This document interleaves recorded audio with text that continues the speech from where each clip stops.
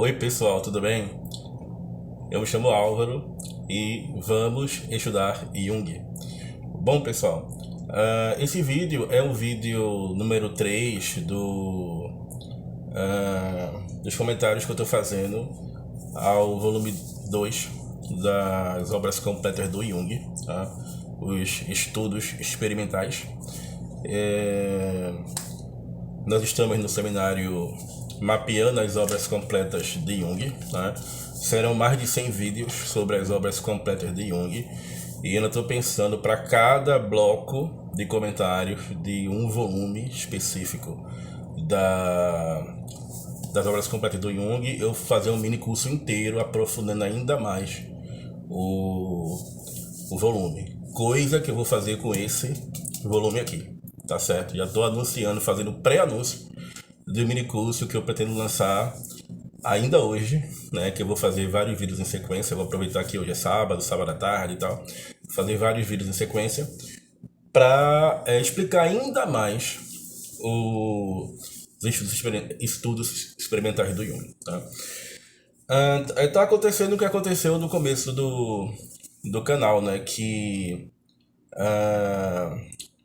quando foi publicado os livros negros do Jung, eu resolvi fazer um seminário de leitura dessa obra. Eu fui a primeira pessoa aqui em Pernambuco a adquirir esses volumes, né? Tá até aqui os livros negros.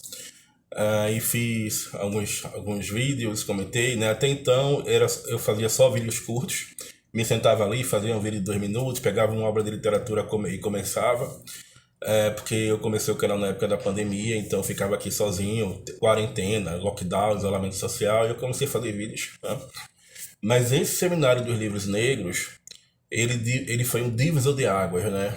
Ele dividiu águas aqui no espaço, porque a partir dele eu senti vontade de aprofundar um pouco mais, aí fiz um mini curso sobre o método do Jung, aí eu não precisei aprofundar mais, eu comecei a falar mais sobre espiritualidade, falei sobre imaginação ativa, porque os livros negros do Jung são um trabalho de imaginação ativa do próprio Jung, né? E comecei a falar sobre o livro vermelho, comecei a falar e fui fazendo minicursos, e o seminário gerou os minicursos, né? E aí eu fiz vários minicursos, mais de 30 minicursos, não sei, eu acho 40 minicursos, muitos minicursos eu fiz aqui, vou continuar fazendo, e agora os seminários vão gerar mais minicursos ainda, né? Porque aqui trabalho gera trabalho, né? Os seminários vão gerando mais minicursos, né? Então não pense que os minicursos geraram os seminários, não, os seminários é que geraram os minicursos, né? A palavra seminário vem de semente, então os minicursos são sementes desse seminário, né? E também porque eu gostaria, pessoal, de tornar essa obra aqui em especial, que talvez seja o escrito mais técnico do Jung, tá? Mais palatável, certo? Eu sinto que algumas pessoas têm um certo receio com essa obra, não sei o que acontece, porque é muito técnico, né? Então, Jung sendo extremamente frio, técnico, frio e calculista, né? Ele está mensurando os complexos, a gente vai entender agora a importância disso, né? Ele está calculando, medindo, ele está utilizando, inclusive, de uma perspectiva quantitativa, né? Para tentar entender a psique humana, tá? E como uma forma de aprofundar esse volume, torná-lo mais palatável, mais legal, né, mais interessante, assim, menos técnico talvez, mais dialogado, mais com conhecimento que se dá na conversação. Eu vou fazer um minicurso daqui a pouco, vou começar o minicurso daqui a pouco, tá? Então, eu estava falando, né, nos vídeos anteriores sobre esse bloco aqui, certo?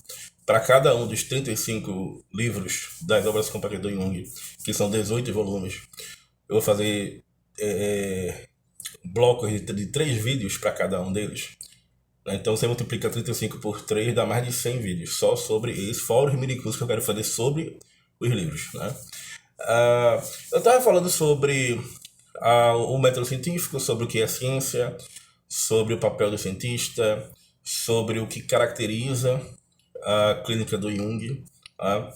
E depois de muita conversa, a gente conseguiu chegar, né?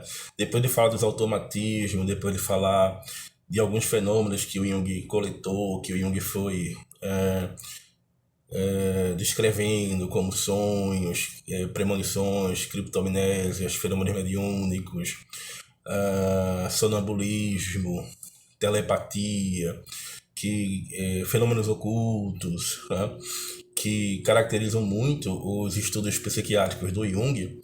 Jung começou a se aproximar a partir de uma perspectiva de automatismo e da psique objetiva, de funcionamento do psiquismo, daquilo que ele veio a chamar de complexos. Tá? E no último vídeo eu detalhei bem esses complexos, né? Os complexos ideoafetivos, que são como que fragmentos de personalidade, possuem a autonomia, possuem a objetividade, podem tomar o lugar do ego, podem ser despertados, vamos colocar assim. Os complexos podem ser ativados, né, de acordo com respostas do ambiente, e são os arquitetos dos sonhos. O sonho é a melhor forma que um complexo encontrou para se autorrepresentar, e quando disfuncionais, quase sempre, a princípio, por serem inconscientes, ou pelo menos pré-conscientes, são disfuncionais, mas que quando são confrontados e integrados, promovem o nosso progresso psicológico. Eu até aproximei um pouco essa questão dos complexos da questão da própria linguagem, né? E até eu fiz um mini curso inteiro sobre Lacan e Jung, aproximando Lacan e Jung. O nome do mini curso é A Linguagem dos Sonhos, tá? Para a gente entender um pouco sobre a importância da palavra, do ato de fala da palavra, tanto na clínica do Jung quanto na vida em sociedade. Tá? E aí, pessoal, eu falei para vocês que eu iria explicar para vocês como funciona o método de associação de palavras, que é algo muito simples, não tem mistério, tá certo? O método de associação de palavras foi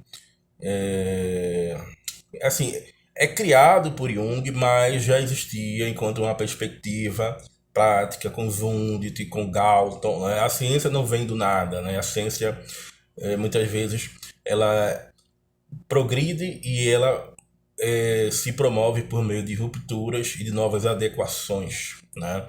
Existe uma continuidade científica? Existe uma descontinuidade científica? Existe. Mas a ciência, principalmente, diz respeito a uma comunidade científica pensante em torno de um determinado fenômeno humano ou de um determinado fenômeno natural que se torna humano, né? Que se torna humanizado, né? Porque a psique tende a psiquizar o cosmos inteiro. Tá? Então, onde há psique, há interesse nosso em tentar descobrir significados, né? Significados psicológicos, evidentemente. E como é que se aplica esse teste? Bom, Jung pegava 100 palavras, tá? E sugeria algumas dessas palavras para o paciente, tá? Algumas dessas palavras são palavras críticas, dizem respeito à afetividade objetiva do paciente, ali qualquer um de nós, como pai, mãe, né? Todos nós temos uma ligação afetiva com essas palavras. E algumas palavras não eram tão críticas, eram palavras neutras, tá certo?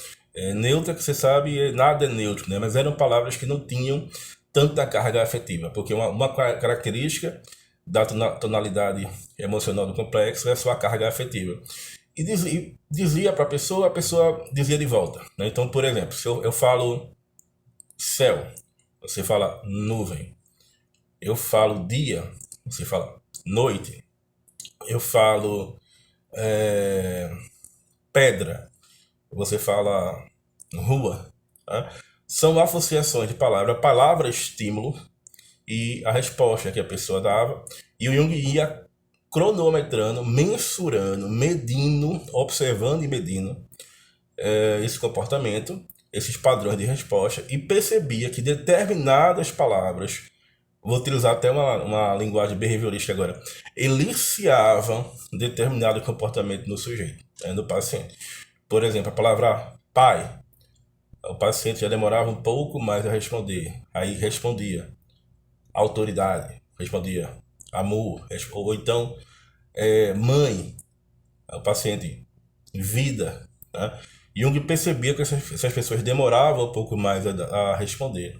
E aí Jung percebeu, olha, as pessoas tendem a demorar um pouco mais a dar a resposta, por quê? Porque um complexo se constela de ponto de vista subjetivo na fala e se objetifica na linguagem, no discurso e na resposta que o paciente emite.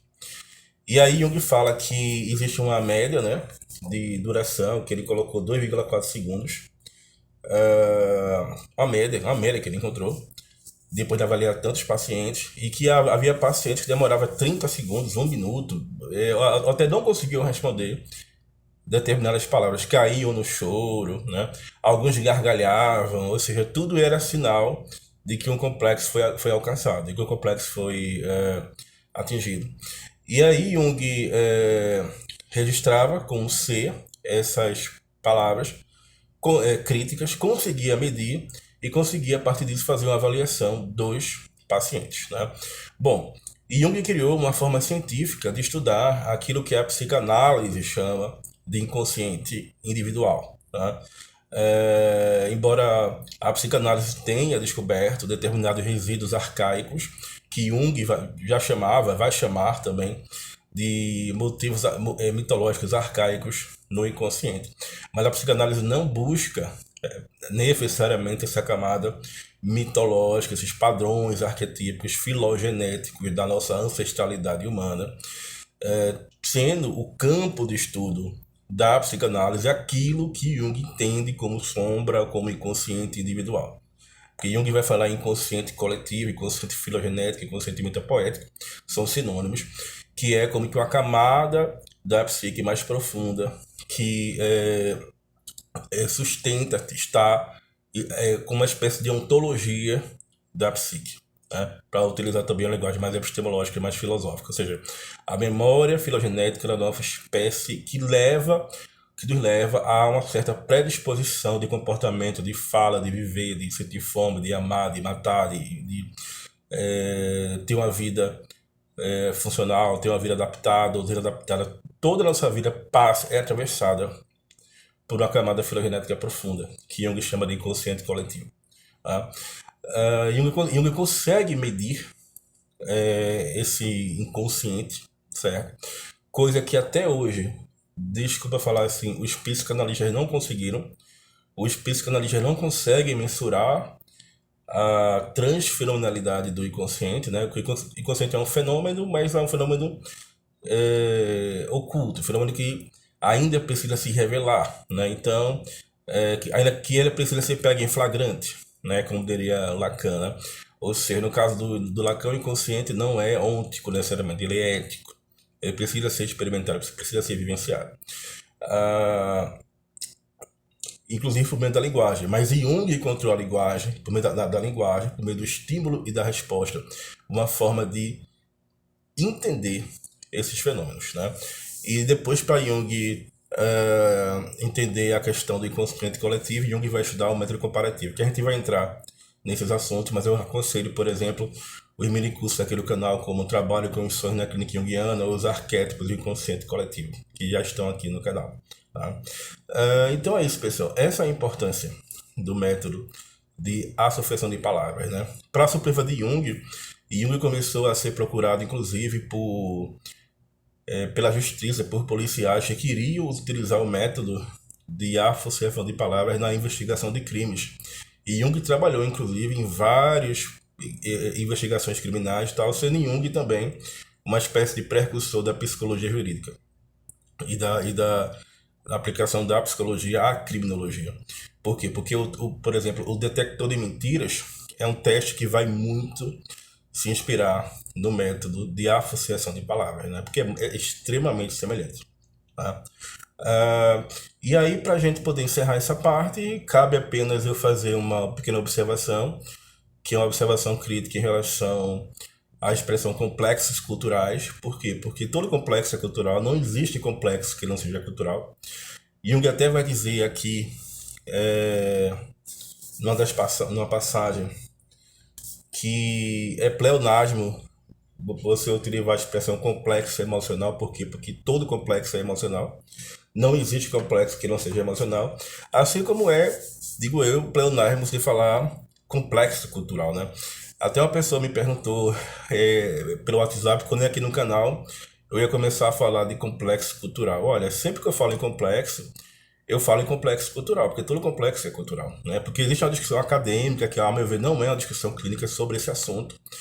E é uma questão que já está no Jung. Tá? Você sabe que eu gosto de questionar, levantar objeções e tal, mas esse tipo de objeção é objeção que já está, se você pesquisar a obra do Jung, já está muito evidente na obra do Jung. Assim como certos temas hoje em dia estão se tornando meio que pleonármos, ciência baseada em evidência. Qual é a ciência que não se baseia em evidência, né? Pesquisa metodológica. Qual é a pesquisa que não é metodológica? Complexo cultural. Qual é o complexo que não é cultural, né? Enfim, são essas observações que a gente precisa fazer. Sem falar que temas como complexo se popularizaram muito. É, por exemplo, há vários temas da obra do Jung, da clínica junguiana, que se popularizaram. Fulano é extrovertido. Ah, eu sou extrovertido. Eu sou introvertido. Fulano está traumatizado. Fulano, ele é um complexado. Ele é complexado. Tudo isso vem do Jung. Tá, gente? Então é isso. Muito obrigado. E vamos continuar assim. Para mapear essa obra, eu aconselho que vocês leiam principalmente o diagnóstico psicológico da ocorrência e psicanálise e o experimento de associações. Tá certo? Então é isso aí. Muito obrigado. Escreve aí embaixo. Vamos estudar Jung. Obrigado.